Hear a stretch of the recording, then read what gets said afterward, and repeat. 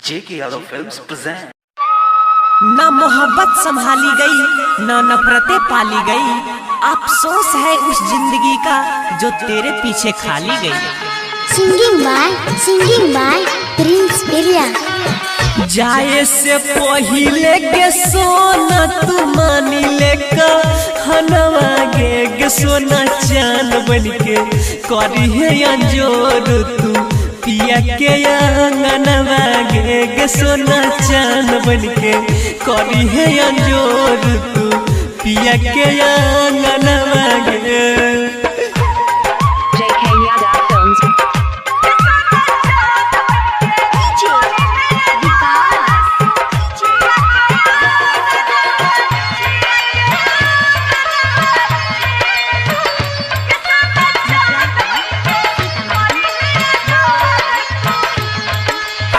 भूल जइबो पगली हम सोचल सभे सपनवा गे जान चांद बन के करी है अंजोर तू पिया के अंगनवा गे जान चांद बन के करी है अंजोर तू पिया के अंगनवा गे।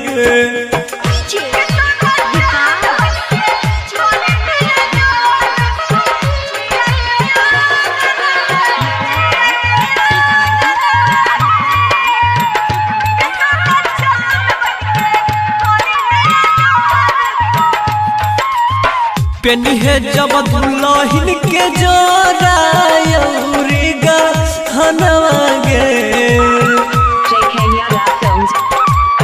देख दी है सुंदर सुरातिया मनाई ले मनवा गे जन चान बन के करी है अंजोर तू पिया के अंगनवा गे सोना चान बन के करी है अंजोर तू पिया के अंगनवा गे।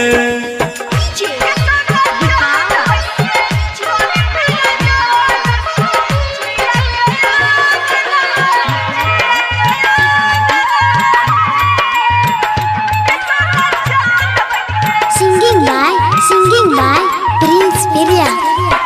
कैल ही जे साथ हमरा करी है नहीं दोसरा के संगवा गे सैया के साथ लेनी भाई है पैसा तो चनवा गे जान चान बन के करी है अंजोर तू पिया के अंगनवा गे सोना चान बन के करी है अंजोर तू पिया के अंगनवा गे। तोड़ल ही प्रिंसा के तो दिलावा देखाई के सपनवा गे जान चान बन के करी है अंजोर तू पिया के अंगनवा गे।